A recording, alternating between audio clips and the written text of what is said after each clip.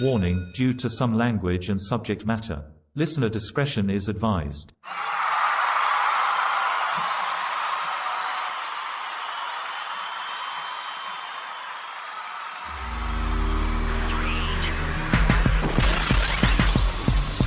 Once upon a time, a long time ago, phrases like, you fight like a girl, or you hit like a girl, were intended as an insult. But as history has proven time and time again, strong women really rule the world. And there's a wave coming over a once male-dominated sport, or several sports, redefining that phrase, you fight like a girl. As a matter of fact, a lot of the best fighters I know are women. And I'm lucky enough to have one join me on the podcast today. She's an amateur boxer with a 4-1 record, and hopefully, after this weekend, her record will be 5-1. Joining me on the podcast today is boxer Elli Grapp. Ladies and gentlemen, this is Caught on the Mic.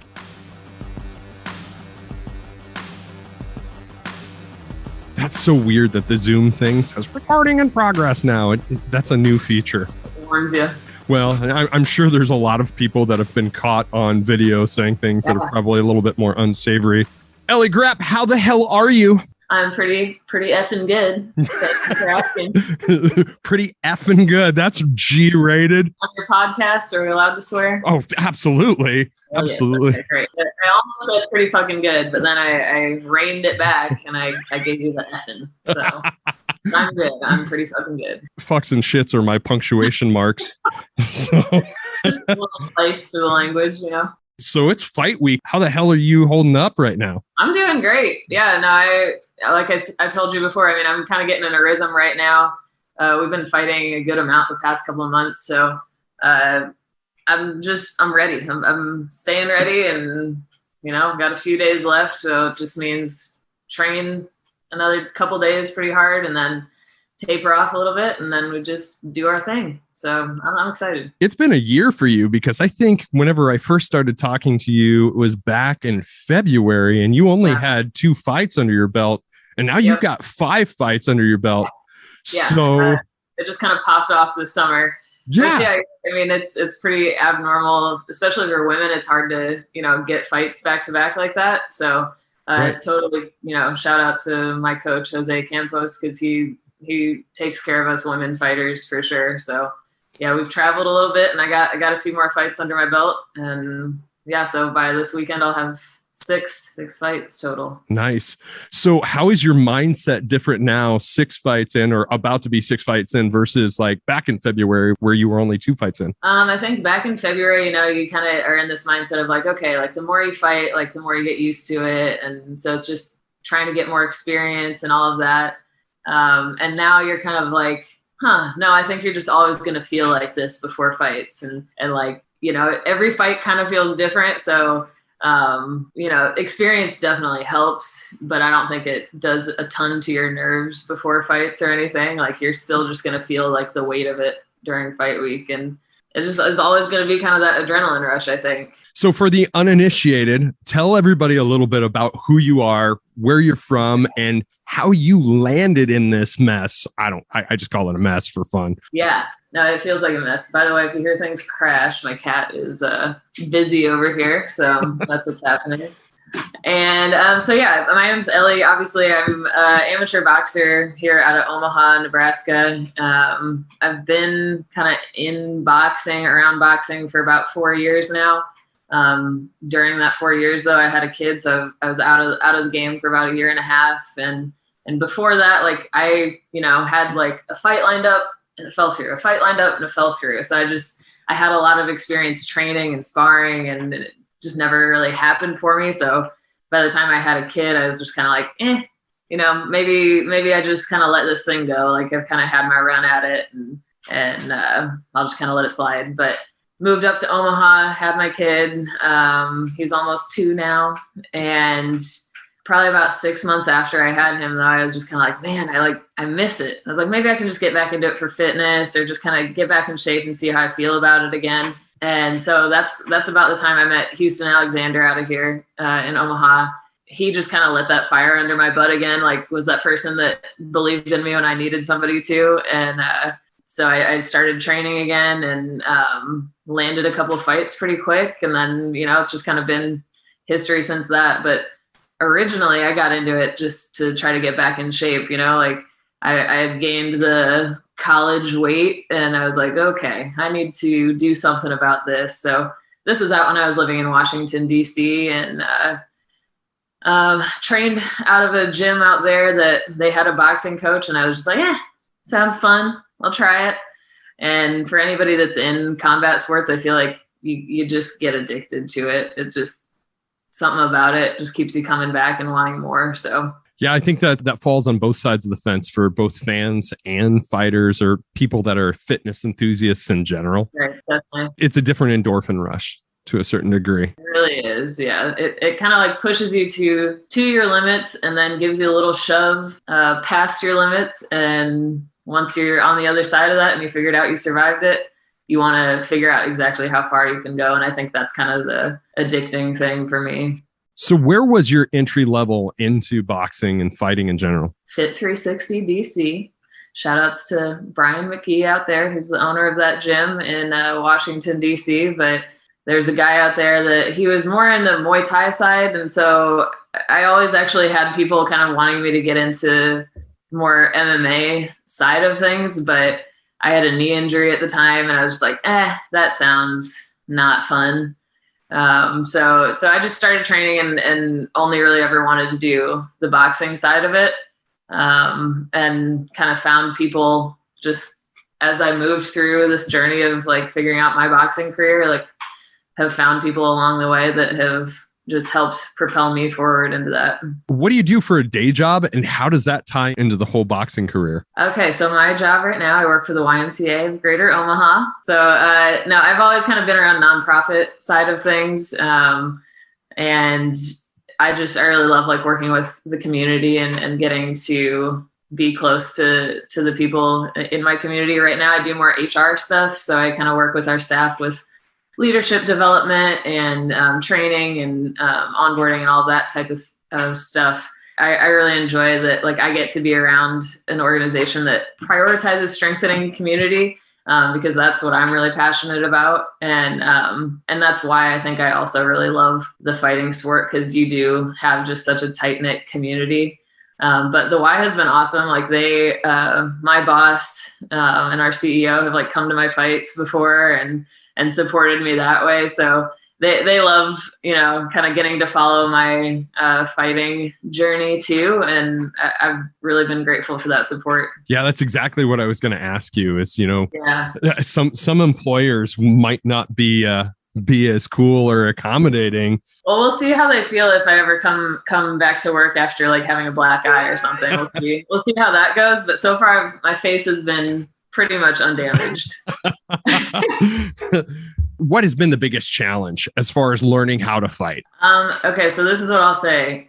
I think right now in the fitness world, everybody is an expert in, martial arts of whatever variety.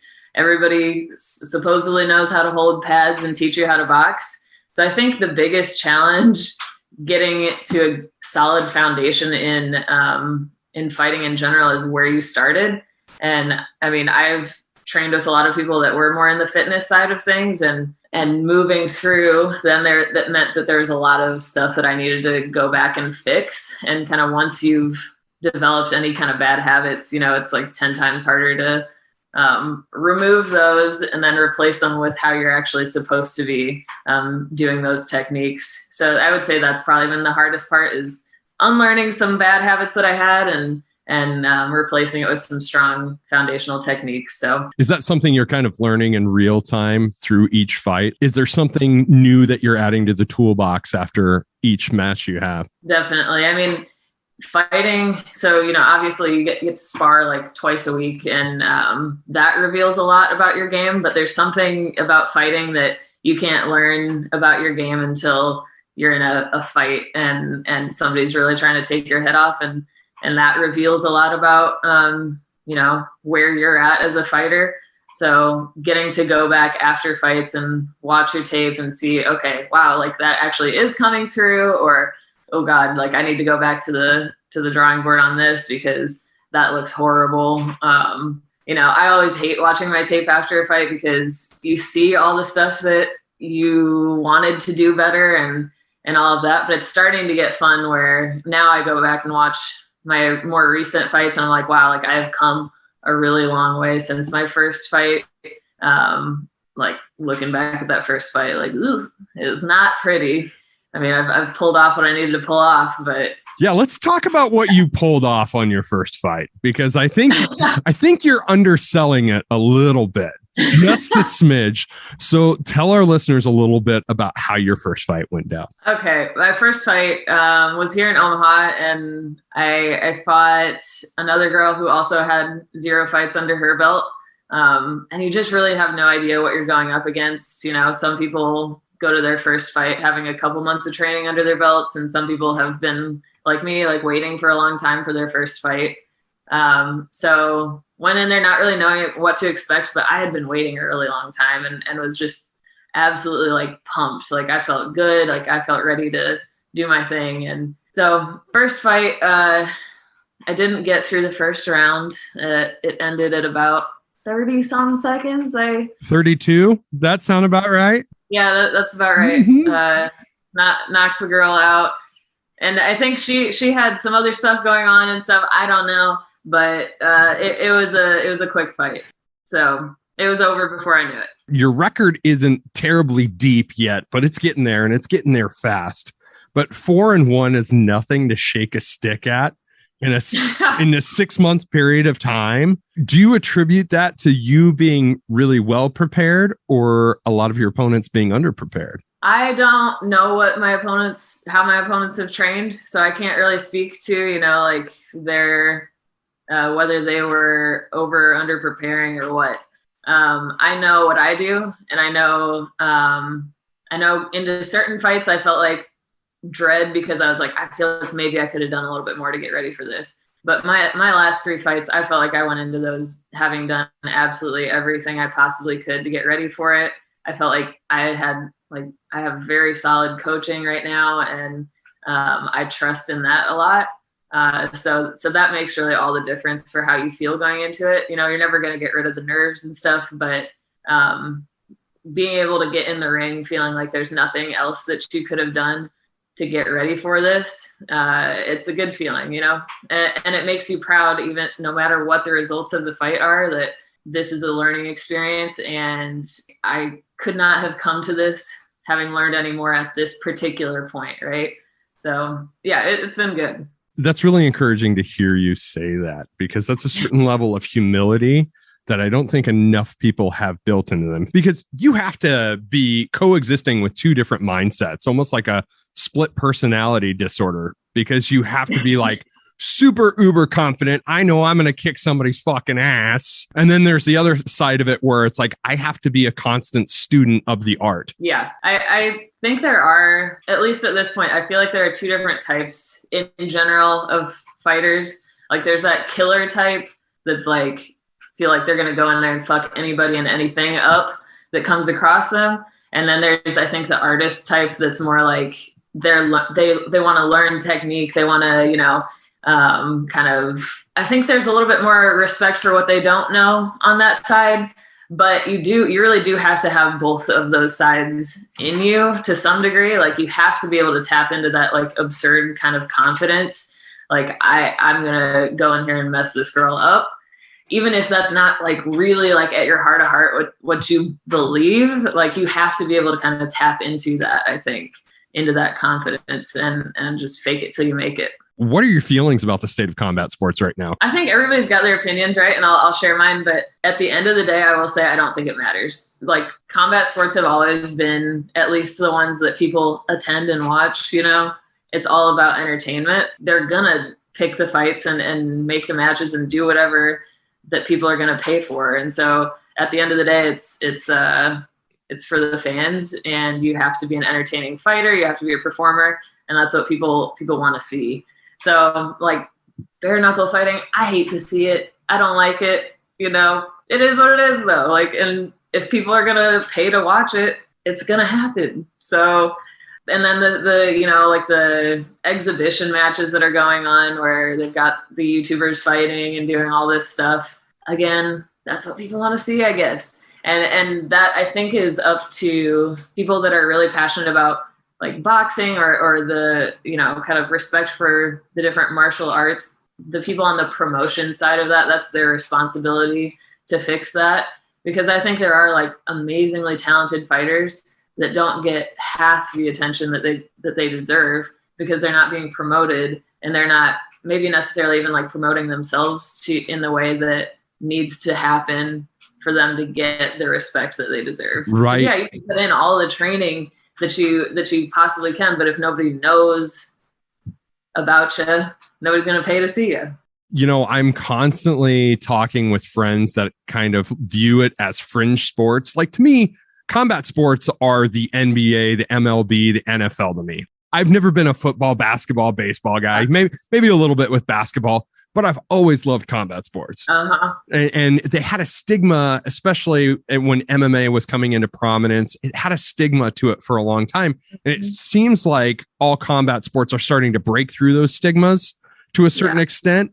And it's a push-pull thing because so much progress goes one way. And then you do have the things like the exhibitions and the YouTubers fighting, which kind of sets it back a little bit. And that's just my personal opinion. I don't want to like blast it because I think those are necessary too, right? Like, yeah. And combat sports are kind of tricky just because it is that sport where anybody off the street can come in and watch it and be entertained because it's fighting, and people want to see kind of the crazy knockouts and you don't have to understand the like really minute details of the sport to have a good time watching it. And I think that's great because you can introduce new people to the sport, but then there's also like all of these people that want to see YouTubers fight and, so you just get both sides of it. And I don't know. I think it pissed me off at first more to see all that stuff happening, but now I've kind of just come to that understanding, like it's entertainment and, we gotta put it in our work on our end as people that really are like students of the sport to make it entertaining for people, to make people want to watch the good stuff too, That's exactly where I was going to go with it. It's like, that's like the sugar on top of the candy. It's like, it might draw you in, but what's going to hook you is the meat and potatoes, the really good fights and the good fighters. And I've noticed that in particularly past 2-3 years with the UFC, how the pandemic in a weird sense might have been a blessing in disguise for the UFC, simultaneously going with ESPN deal. How did the pandemic affect the boxing world? Yeah, I mean, I think it gave everybody kind of that time to renew their focus on training, first of all. And I think it gave the sport a second to kind of like pause and figure out what direction that they wanted to head with it. And so there was a lot of issues kind of in the boxing world with like, okay, well, I'm not going to fight unless it's this much money. Whereas there were like those green people coming out of it. And this is in MMA too, but that were like, I'll fight for whatever, like just put me on the card. So I think it was kind of a blessing for some of those newer people that could get their faces out there, where the more experienced people were like, we're not fighting for this, chump change. And they held out for, the money to kind of come through. But I think it gave some people a chance to get their faces out there. Yeah, it almost leveled the playing field to a certain extent. Maybe not fully, but to a certain extent. Yeah, it was entertaining for sure. You're a mom. How do you maintain that balance? Figuring it out day by day. Yeah. No, I love it. I think I had some guilt to start with it because it's a super time consuming sport, and I have to be training like 5 or 6 times a week, and that's time that you could, take your kid to the park or do, whatever with your kid. Right. But I think where I've kind of made peace with it is my kid gets to see me excel at something. My kid gets to watch me be powerful and successful and doing what I love to do, most importantly. And I think that at the end of the day will be such an inspiration to him. I hope it will. You know, and I think that's just what it is. Like, you have to do what you feel your purpose is in life, and that is going to trickle down and around to the people around you, and will empower them to do what they're meant to do as well. So I bring my kid with me to the gym, and he gets to hang around with me and all the other fighters, and he gets to mess around with them. He goes and slaps the bags around, and you know, we're working on making sure he knows that that's supposed to happen at the gym and not at daycare, but it's all a fun experience. Yeah, I can relate to that so well. You know, I played in bands and I played in the music industry for a long period of time. And when my kids were little, that's when I was doing my best with it. Yeah. And it was. And that's something to this day that I still tell people is like, yep, I might have missed out on this or I might have missed out on that, but I've given my kids a wealth of experience through my eyes. And so you're doing the same thing. Absolutely. And I think it makes you so intentional about where you're spending your time, and your why behind everything has to be so much stronger.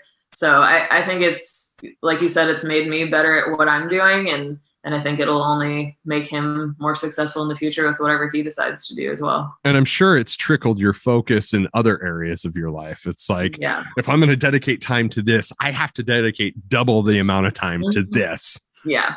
Yeah. Everything has to balance somehow. So yeah, you just have to figure out where your priorities are and act accordingly. Your friends, Houston and Ron, they sure like to bust your balls about shit, don't they? Oh God, I give it back to him, but yeah, I feel like those are the bullies of the relationship here. Yeah. So I'm actually pulling up, and I was going to do this at the start. I'm pulling up this text chain that I had with you guys. I laughed for 2 days straight on this. Oh my gosh. So what's the whole coffee thing? Okay. Here's the story. Yes. Here's the coffee story. And I'm glad that I get to share this, that I get my version out there to the world. Well, when we originally planned this, I was going to have all three of you on, and Houston might have shared his version of the story too. He wouldn't let me share mine now. Go ahead. Okay. All right. So one early morning, Houston called me and Ron and said, "Hey, you guys, get over here, whatever. We're training at like 6 a.m. So I get there. Ron's already there training with Houston out in his front yard. And I come up. I've got my coffee. I made coffee because I'm going to work right after this. So I've got my coffee with me. It's for after. Bring it up with all my stuff. Houston asked me, where's our coffee? And I was like, I literally just stumbled out of bed, made coffee and got here. Okay. I wasn't thinking through everything. Okay. Ron gets on me too about it. Where's my coffee? And Houston takes my coffee, my giant 20-ounce thermos of coffee, unscrews the lid and pours it out into the yard. And that was the end of me bringing coffee to training with them. So they have since called me coffee to make fun of me not thinking of bringing coffee for them. Well, I guess, so goes the leader, goes the team, right? Right. and for our listeners, we're talking about Houston Alexander and Ron Coleman. So. Yep. How'd you hook up with those guys? Okay, so I met Houston Alexander. Again, I work at the Y. Houston is connected with the Y, and he was DJing an event that I went to.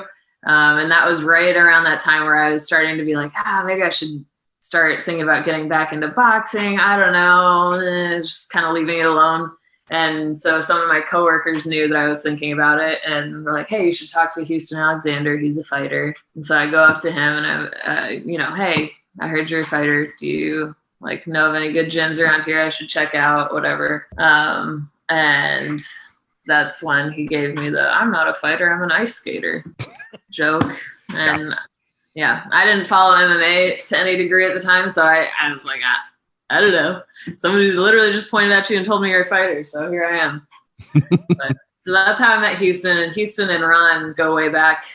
Ron used to, help him get ready for fights and stuff when he was in the UFC. And Ron's an amazing wrestler and now starting his MMA career. So I just kind of by chance hooked up with the two of them. That is awesome. Have you found that like Omaha, the Midwest in general, is kind of becoming this weird hub for fighting and combat sports in general? Yeah, I never would have guessed that. And I didn't move to Omaha for, any reason associated with that.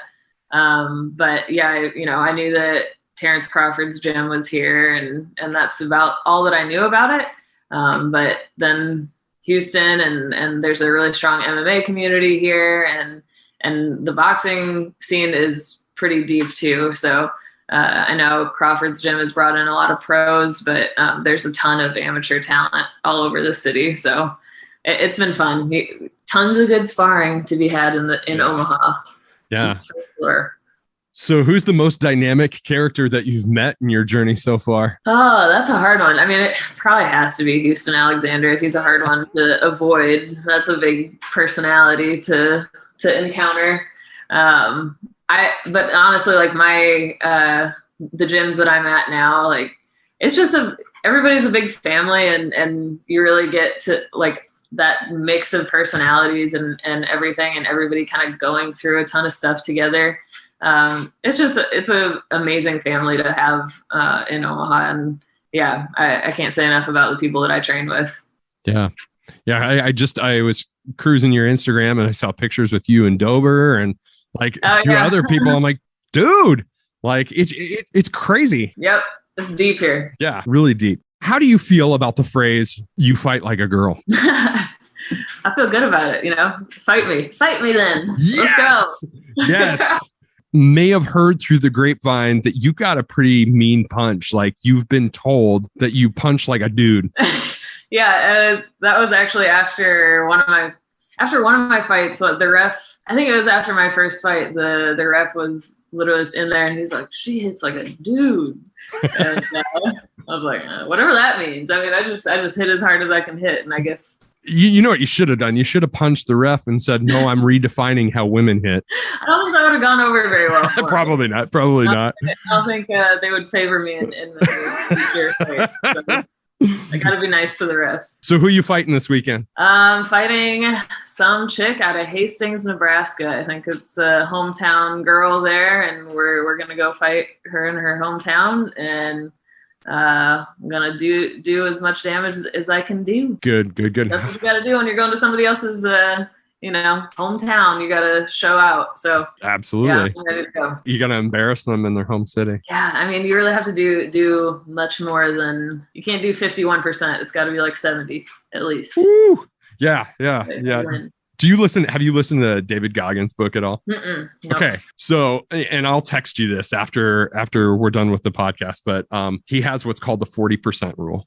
And that's whenever you feel like you have maxed yourself out, that you've only reached 40% of your actual potential. You really do, especially in a fight. Cause as we're training, like we train like for 2 hours at least. And our cardio is up there, like we're in shape and still, I mean, you might have for women, you're either fighting 1 or 2 minute rounds generally and 3 rounds. So max, I'm fighting 6 minutes and you feel absolutely gassed.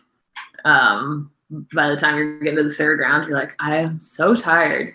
And you just have to remind yourself, right, that like my body is way ready for this. I spar more than this all the time.